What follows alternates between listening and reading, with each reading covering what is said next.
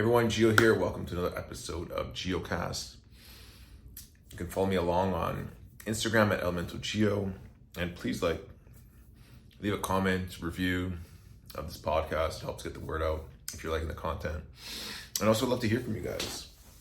Something I say that you love or agree with, let me know. If something you disagree with, let me know. I'll talk about it in the next podcast. I love the opportunity for an open conversation. I think last episode we left off after the Archangel event, which was amazing. And I was getting ready to go to Mancamp. Because this episode's about men's work, but also I think if there's any ladies listening, there's probably some value you can get out of it as well. I think it's gonna be a lot. So a couple months ago, a couple friends in the community, Rawa has got some lined up north, been diving into men's work. And a friend, Adam Lewis, becoming a really good friend of mine, was also there, and they brought a bunch of leaders in the community together, I guess, who they considered leaders. I was honored to be a part of that. Some really awesome men showed up. They kind of shared this vision of all these things they wanted to do. And my honest opinion was it was a bit all over the place. They wanted to do way too much. And my advice to both of them was pick one thing and focus on it. I know that doing too many things, you never get nothing done well. And, I think the first thing that they decided to really embark on was this Mancamp idea, which was kind of like a festival for men. And Adam had a farm up in Bob Cajun, so they had the location, and, they decided within 3 months we're gonna put on this event. And I was just like, okay. Very masculine energy to have that confidence to just whip something together and do it. And it came together. They pulled it off. 150 people signed up to be there, and ticket sales were coming in right up as we were starting. And leading up to it, they'd asked me if I wanted to facilitate something, and so I'd agreed to be a pod leader, which one of the discussions we had, which I was kind of really pressing for, an opportunity to connect in groups within, so people don't get lost in this big crowd. There's people they can share with, and the sharing, the integration, the reflection is so important in any kind of work that you do, whether it's plant medicine or breath work. I find that sharing circle super valuable. People get to express themselves, also get to hear what other people are going through, so they don't feel isolated or alone. And so I ended up volunteering to be a pod leader, and then Adam asked me if I wanted to do a breathwork experience. Of course, I said I would be honored to. And leading up to it, I was just reflecting on other men's retreats that I'd done in the past, which we had facilitated. We had Elemental and some of the things that I really loved. And it's happening end of September, and I'm like, man, they want me to go first thing in the morning, Saturday, pretty much the opening day, the opening kind of fire ceremony. It's going to be the first real group activity. And I was kind of I'm not sure if that's the right thing to do. It's going to be cold in the morning, damp, September, how that morning dew, it's crisp, 13, 14 degrees Celsius. I have no idea what this is in Fahrenheit for anyone who's listening that uses Fahrenheit. And so I was like, you know what, I want to do a mosh pit. I want to do something that's going to get the adrenaline going, get guys really into their physicality, get out of their heads, bounce around, and then flow that into a few other kind of experiences. Be really fascinated about the unity of the Sufi dance, where you see all these guys dancing and chanting in these big circles, and the momentum that goes. And I want to have some sort of a breathwork component to it, and a meditation part of it as well. And so I've been listening, creating a playlist and all this stuff, and been trying to connect with Adam about this idea for a week or two. Finally, it's a week leading up, and I'm like, hey man, this is what I want to do. And I could feel the hesitation on the line. And in the past, I would probably just been I'm just gonna do it anyways, whatever. But I really want to be sensitive to making sure this was his event, he had a vision for it, and he knew breathwork was something repeatable. We'd done 100 times, people know what to expect. We knew what it was gonna be.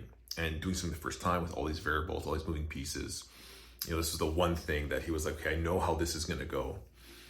And so I sent him the playlist. I'm like, just have a listen to the playlist, let me know what you think. And the playlist was pretty intense. A lot of my favorite bands growing up, I loved listening to Rage Against the Machine and Korn and Limp Bizkit, among many others, Kid Rock, Nirvana. And I sent him a playlist. I hadn't heard from him in like a day and a half. It's coming real close, probably Thursday going in. So what'd you think of the playlist? And he messaged back, it's interesting, ... So, I was feeling it even before like we had that message. Okay, let's hop on a call. So we hopped on a call and I explained the intention behind it, explained why I thought it was a good thing. And I told him though, if you really don't want to do this, I'm good with that too. Like I don't want to throw this at you. I'm sure you got a million things in your mind. And we talked through it, and basically I said, look, man, I trust you. If you're feeling this, I see like how enthusiastic you're about it. Like I trust you, and that was very powerful for me, because I knew it wouldn't have happened if he didn't trust me. I wouldn't have felt good going into it. I probably just wouldn't have done a breath work. Another thing, I had two guys that, a couple of my students in breath work who are also doing amazing things on their own, Dan and Dane, two gurus in their own right that hold space for men all the time. And when I threw it at them, they were just like, yeah, no hesitation. They're like, yeah, awesome, we're in. And so I get there on the Friday and actually went up late Thursday night, drove in, skipped the traffic. Friday, show up, go to the space in the morning. I see how damp it is, how cold it is. I'm like, okay, like this is the right decision. Dan and Dane showed up. I walked them through the idea. We went through the playlist and everything felt super good. But I'm still a bit nervous, right? Like you don't know like 120 guys, 150 guys, how they're going to react. Are they going to be into it? Are they going to be engaged? Are they going to get anything out of it? Is it just going to be like some rumble tumble fun? People going to get hurt? Are they going to start fighting each other? Like all these kind of questions, but just kind of like trusting. And then I just, I went to the lake, had a dip, came back in. Opening ceremony was good. It's cold. I was staying at Airbnb, so I knew I had a comfy, cozy place to go back to. And the next day I get there nice and early. Get the sound system going. Jesse Buck was on the sound. Roxy Moon, who got to work with a lot in the breath work. I didn't know if he was coming. He showed up as well. And, I really wanted to open with a powerful talk to share with the guys. And I was thinking a lot about this theme of the weekend was the four archetypes: the warrior, the king, the lover, and the magician. And I wanted to weave that in with the four elements: earth, water, air, and fire, and how each one of them kind of relates to a certain archetype. And also weave that into the theme of chaos and order. How chaotic life can be, and how important that is for growth. And a lot of things that we see in the world right now is teetering on this edge of chaos. Sometimes too much chaos can be really destructive, but also in that destruction comes creativity and birth and rebirth. On the other hand, too much order can stifle growth, can be constricting, can be too routine and monotonous, keep us safe in a good place, but not allow us to grow. And so I wanted to open the talk with a story about someone in my life who was one of my greatest teachers. My grandfather was named after Giovanni. And the amount of chaos he had in his life, but the amount of resilience. He was born in Italy at a young age. He told me a story how he was playing as a young boy. His mother was sick, calling his name from her bedroom, and he didn't go to check on her, and she died, and he blamed himself for that. And, as a teenager getting thrown into World War II, watching his sister get, shot right in front of him, murdered. Ends up after the war, economic conditions are really bad in Italy, picks up the whole family, moves to Australia. Some crazy shit goes down there. They lose the business, they lose everything. Pick up and leave again, come all the way around the world to Canada, living with family, building himself up, working his ass off. He was working in Italy when he was sending money to Australia. I moved down there, just all these crazy things. I can't even imagine now, like all the sacrifice he made for me to have the life that I have. And, later on in his life, retired. My father has a stroke, so his son. And now I kind of get pushed into that role of having to help support my family, but always knowing that my grandfather had my back. This guy that had all the answers, was always, under any circumstance, held his cool, was calm, and kind of like always knew how to move forward because he had experienced that so much in his life. And then 2014, my brother's wedding, and I'm telling this story to all the guys, just feeding off them and getting them to kind of like feel that connection. And like I shared with me after how impactful it was for them. My brother's wedding, 2014. I used to live next door to my grandparents. All my close friends, lived around the area. I get a call that my grandfather's house was on fire.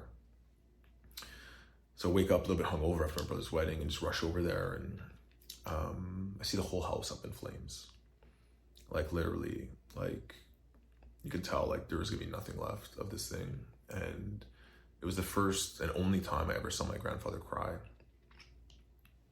And it broke my heart into like a million pieces. Every single thing that this guy had possessed in his lifetime was gone in an instant. And my grandmother was losing her mind. She had Alzheimer's, and apparently they give out candles at church. She must have lit a candle and left it, and there goes everything. And no one was hurt, thank God. My uncle was living there at the time as well. And as we're staring there watching this house burn to the ground, he looked at me with tears in his eyes, and I had a renovation coming at the time, and he asked me, how quickly can you rebuild this? And I said, I don't know, but we're gonna build it better, stronger, and as fast as I can. And it was an opportunity for me to really give back to my grandfather in that moment, and that he trusted me to do that, and he believed in me. And, we didn't get the permit till I think it was Labor Day weekend, and before Christmas he had moved in. So 3.5 months we built the house from the ground up, from the foundation. And, he ended up dying of cancer 5 years later or so, 5-6 years later. And as my grandmother deteriorated in her mental health, he wouldn't put her in a home. He just stayed by her side and took care of her. And when he finally passed, a month later, she passed away. And reflecting on it, my grandfather embodied all these archetypes. The warrior, actually literally going to war and always fighting for what he believed in and taking care of his family. The king, the provider, the supporter, the nurturer, the magician. This guy knew how to garden. He knew how to fix things and build things and engines. And, he could do pretty much anything.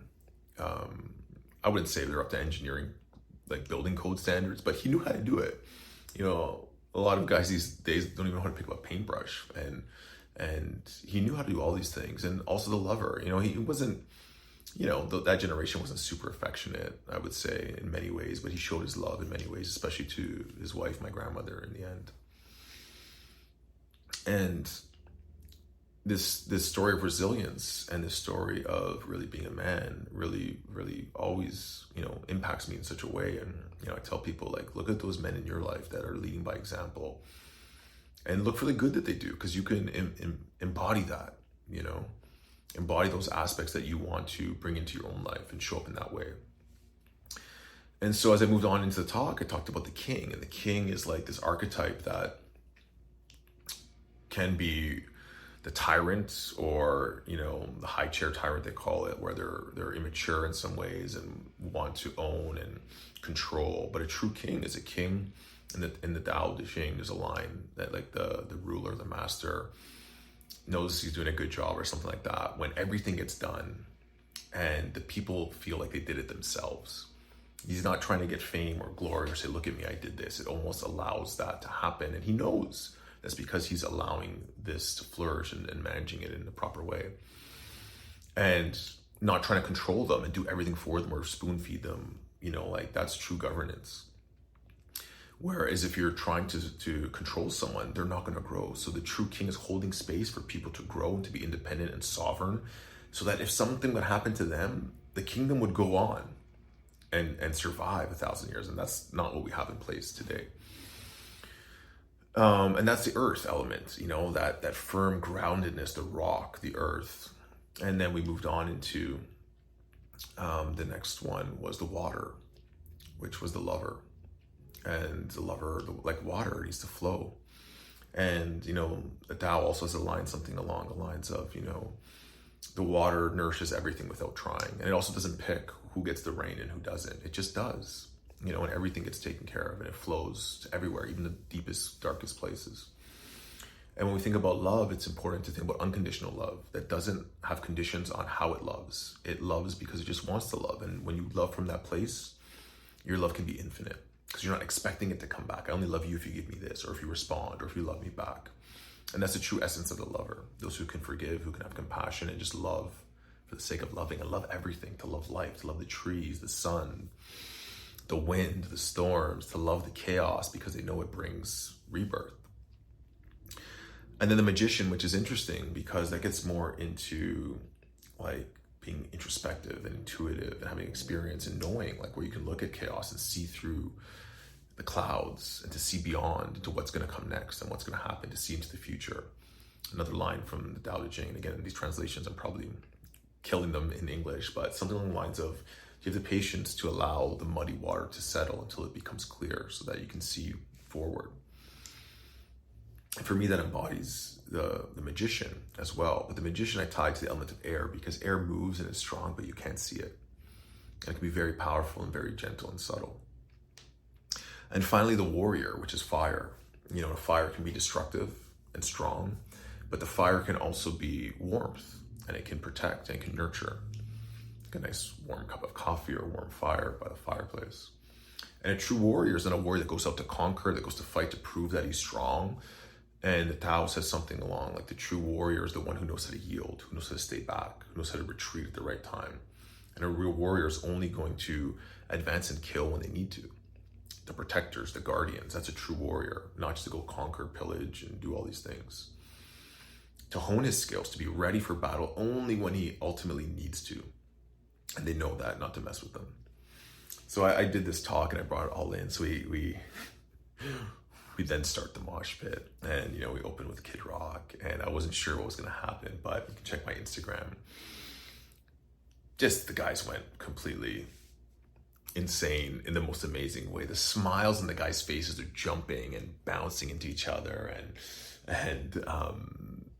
just like I felt like time was stopping in those moments. And part of it was to like let out these feelings, and as men, we're supposed to not hold on to things. And part of this kind of transition into the talk about toxic masculinity and all of these things has caused a lot of men to shut off their aggression, have to shut off their feelings, to hold them in and just be soft. And I don't think that's right. I think there has to be an outlet. Like all the animals in the wild, especially the male species, they get rough, they fight. Look at two dogs fighting, they bite each other just enough so they feel it, but they don't want to hurt them.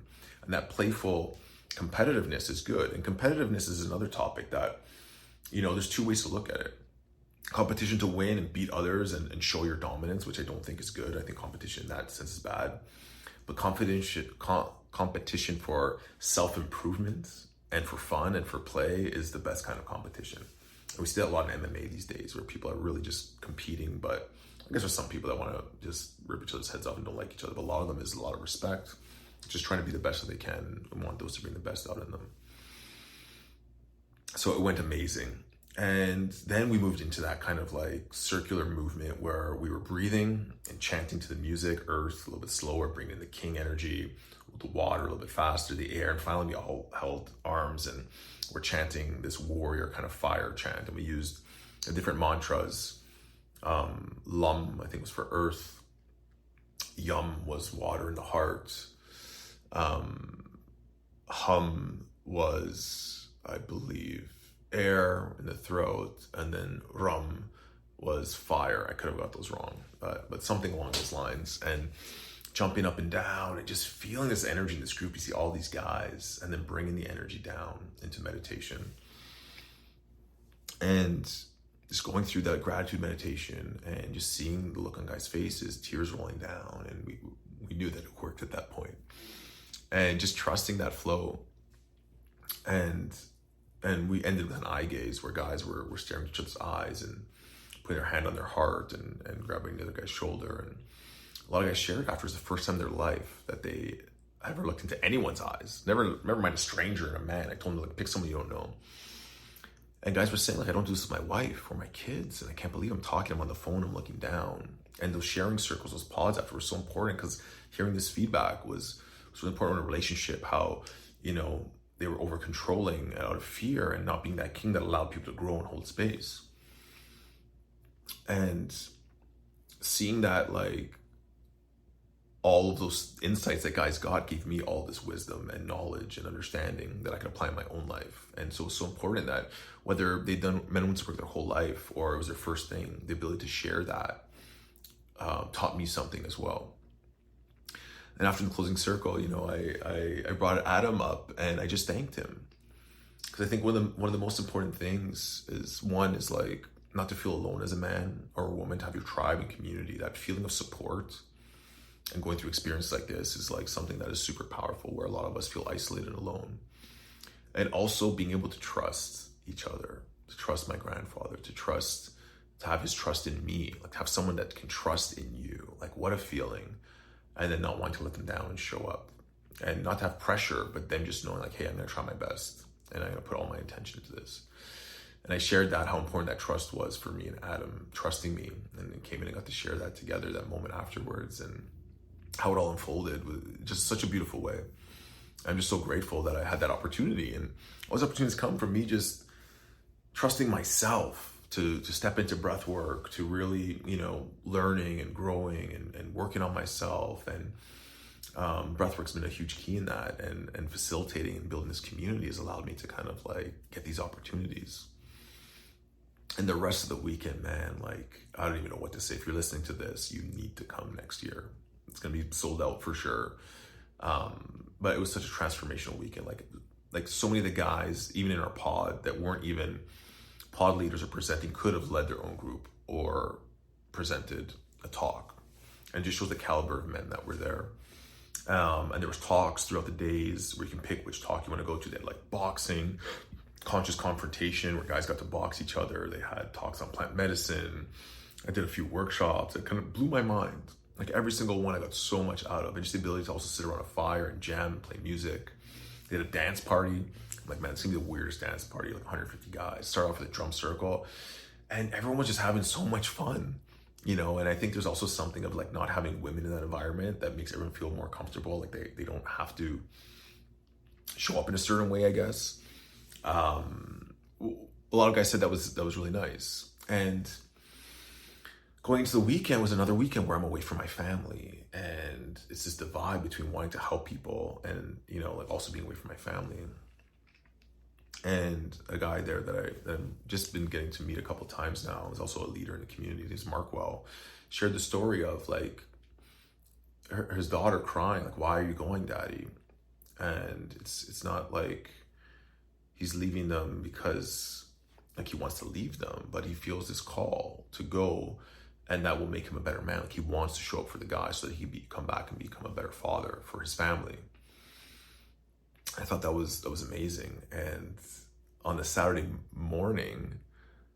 the Friday before my thing, I got a call from my wife. My son has been trying out for all these sports teams, and he really thought I was gonna make the volleyball team. He's a small guy. And my daughter texted my wife saying, hey, Joseph didn't make the volleyball team. I could just picture him running up to the wall, seeing all the names there, and then not seeing his name, because that happened to me before in hockey, trying out as a kid.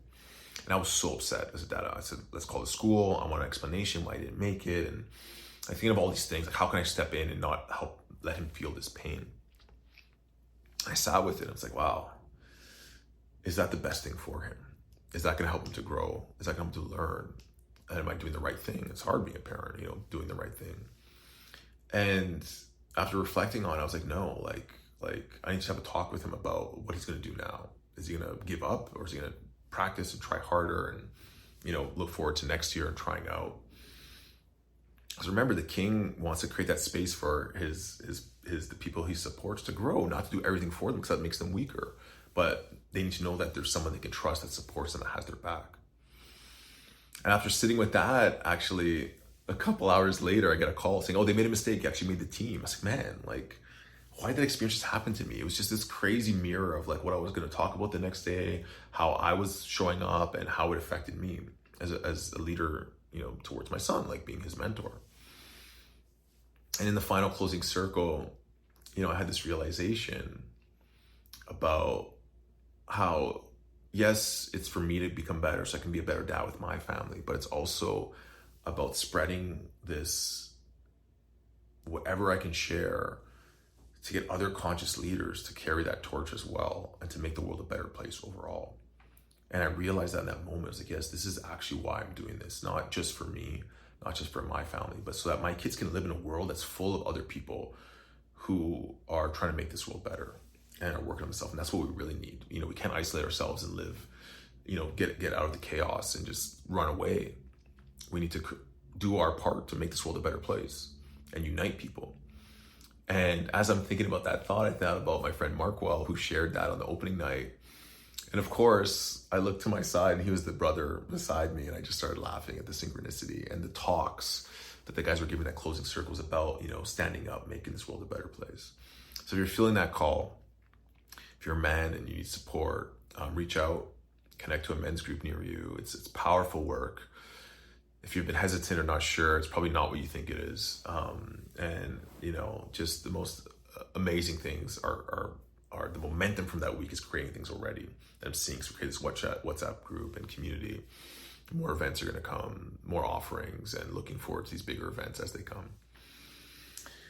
So it was a blast, and I'm just so grateful for all the guys that showed up, all the musicians, the guys in the kitchen, like everything just came together, and I didn't think men had it in them to put this on something together to that caliber in such a short amount of time. So I'm super grateful for everyone that made it happen, for allowing me to be a part of it, and for allowing me to share.